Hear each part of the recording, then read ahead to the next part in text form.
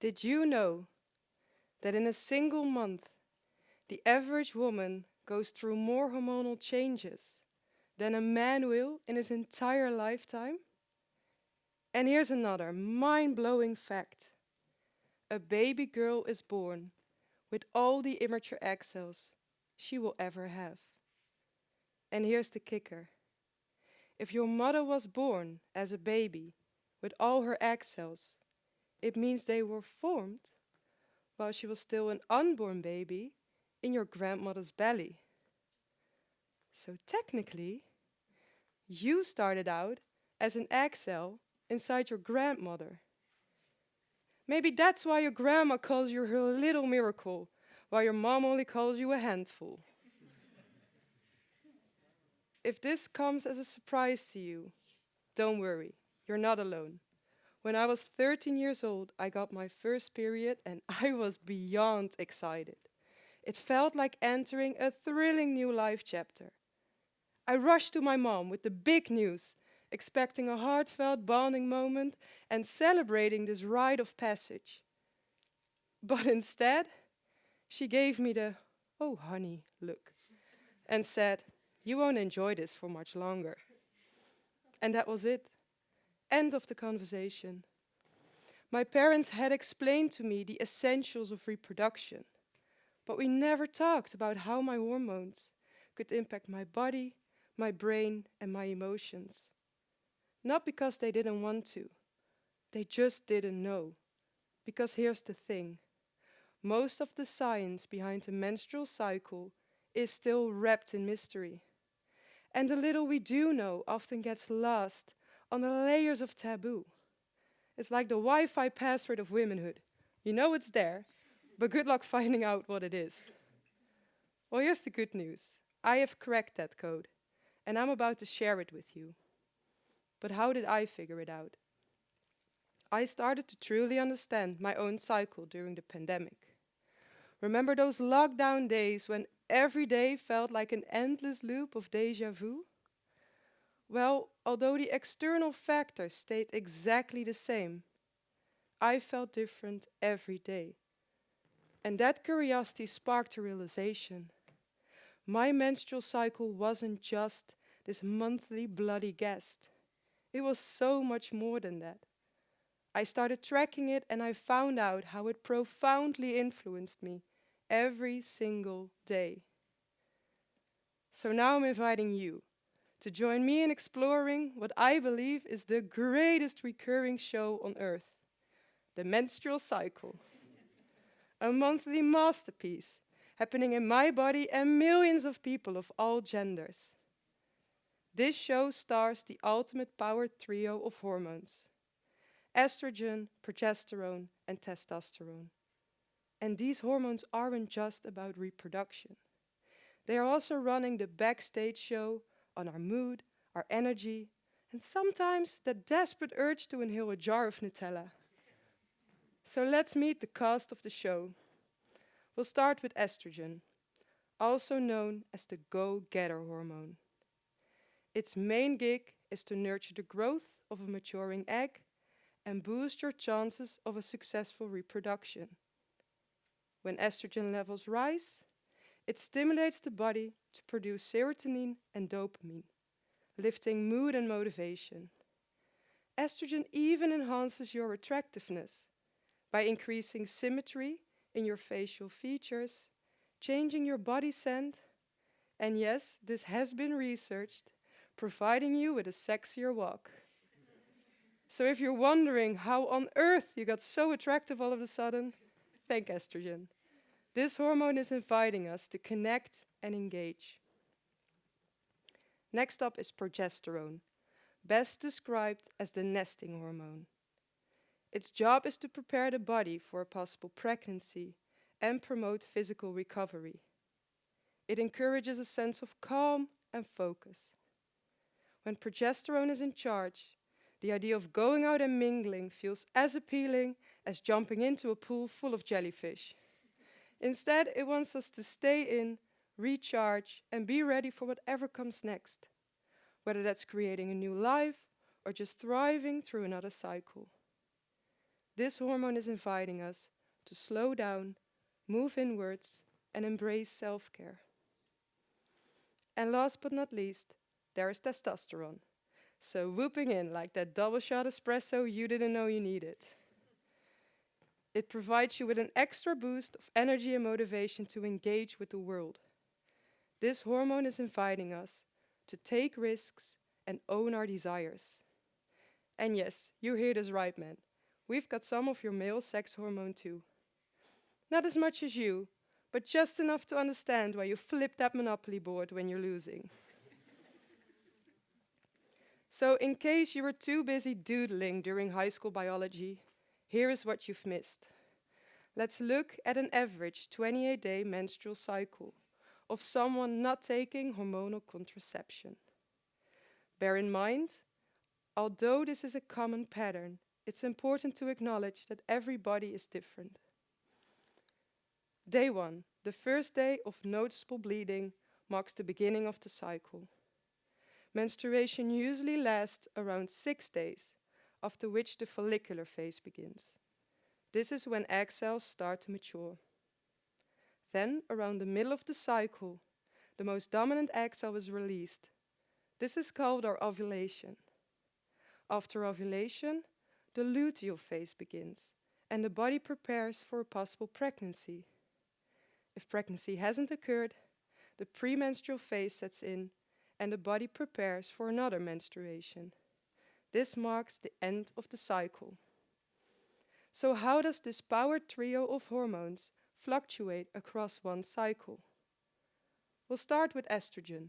It peaks just before ovulation, and studies show that women tend to walk more and connect beyond their usual circles, which may be the body's way of encouraging diversity in gene pools. When estrogen levels drop after ovulation, serotonin and dopamine levels follow, which may explain some of those emotional roller coasters halfway through the cycle. It's like Mother Nature saying, enjoy the ride, but forgetting to mention the roller coaster has a loop-de-loop. At last, estrogen has a small upswing in the luteal phase before declining to very low levels again. Progesterone follows a different path, rising sharply after ovulation. Then, around day 22, if pregnancy hasn't occurred, progesterone and estrogen levels drop. This is often the source of PMS symptoms, sometimes humorously called the pissed at man syndrome. And although this is not scientifically accurate, there is a psychological insight here. Some studies with heterosexual couples suggest that if pregnancy hasn't occurred, causing the body to enter the premenstrual phase, a mild irritation can be felt towards the partner, possibly because the body is disappointed on some deep biological level for not being pregnant, and assuming it must be the partner's fault. So, in case you're feeling extra prickly towards your partner around this period of time, maybe wait a day or two before acting out. If the irritation doesn't pass, go nuts. At last, testosterone spikes a little around our ovulation, providing you with that extra boost to step out into the world and feel unstoppable. So now let's look at the menstrual cycle as if it were the 4 seasons. This provides us with a new framework to think and talk about it. We'll start with the winter, the menstruation phase. Here, hormones are at their lowest, and the energy levels reflect this. Unlike many animals, human beings release their entire inner lining of the uterus every month instead of recycling it. You can consider the inner lining of the uterus as the nest of the unborn baby. And since it's such a complex process to develop a human baby, we need an entire new nest every cycle. This process requires significant energy, leaving the body in a state of restoration. On top of that, menstruation can bring about a mild, dreamlike state of mind due to the release of natural painkillers. It's the body's unique way of being high on life while being low on energy. Winter is the season to rest, reflect, and receive. It's time to let everything go and fully embrace some well-deserved me time. Think long baths, wearing pajamas as they wear, and finally mastering the fine art of doing absolutely nothing while wrapped in a blanket like a human burrito. Next up is spring, also known as our follicular phase. As menstruation ends, estrogen starts making its comeback, bringing a surge of energy, curiosity, and a magical sense of I'm ready for anything. The body is biologically preparing for possibility, and that readiness isn't just physical, it's mental and emotional too. Spring is a time of growth, both in nature and in ourselves. It's a kind reminder that after every low, there's a high waiting to greet us. So take on that energy and curiosity and let it guide you towards what excites you most. Spring is a time to explore, exercise, and experiment. Want to finally meet the in-laws? Try kickboxing, go for it. Spring has your back. Then comes summer, also known as our ovulation. Estrogen is at its peak, and so is your energy, your charm, and your desire to be social. Some studies show that the brain's gray matter even increases slightly when estrogen levels are high. This growth helps to sharpen verbal skills and social confidence. So if ever there was a time to take center stage and impress literally anyone, this is your golden hour. Paperwork, not so much. You might feel restless since your body is screaming, I leveled up your charm for actual people, not for a spreadsheet. Summer is the time to connect, conquer, and communicate. High energy social events, bring them on. Intense workout? Sure, why not? This is prime time for networking and presenting your big idea on stage. Imagine how unstoppable this talk would have been if I were in my summer. At last, we arrive at autumn, the luteal and premenstrual phase. Progesterone is in full swing, nudging us to slow down and reflect. It's the perfect time to clean up your space, both physically and mentally, like preparing a comfy nest for the winter. It's also a great opportunity to release some of those pent-up feelings and channel that sharp, critical energy into something useful, like tackling some of those neglected to-do lists or reviewing some papers. Autumn is the time to review, refocus, and reorganize. It's time to focus on the details, wrap things up, and have a bit of self-care. A light workout will help to keep the autumn blues at bay. So, a question I often hear is, well, this is all great, but how do we actually align our lives with our menstrual cycle when life is already packed with responsibilities? Here's my tip. Track your cycle a month ahead. By planning ahead, you can align certain tasks or events with the phase of the cycle when you probably feel most capable for it. For instance, you can plan high-energy social events in your summer phase while keeping your winter phase as free as possible. And in case you don't have that kind of control over your calendar, knowing your internal season can still be a game changer. You will be able to prepare both physically and mentally for what is coming next. And here is one for all the friends, family, and partners out there. Do you want to be their star player? Download the cycle tracking app and follow along. By knowing in what internal season they will be, you can show up when it counts. Maybe with a stash of chocolate, just before their period.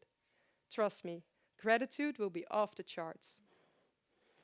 As we draw to a close, I want to invite you to see the menstrual cycle for what it truly is, a source of power. It's a dynamic process that influences our body and mind every single day. It's a beautiful journey of rest, renewal, growth, and release, echoing the rhythm of nature itself. And yet, it is often still framed as a burden and hidden away. And that suppression comes at a cost. Did you know that burnout affects women in much higher rates than men? Part of the reason is that we've been taught not to align our lives with our menstrual cycle. So what if we changed that? What if we embraced it as a guide, a source of strength and balance? What if we saw it as our ultimate superpower? I want to thank you for walking this path with me and for exploring what it would mean to live more in harmony with our bodies and helping to break the taboo. So here's a question I would love to pose to you. How can you and we better honor and integrate the body's natural rhythms into our daily lives?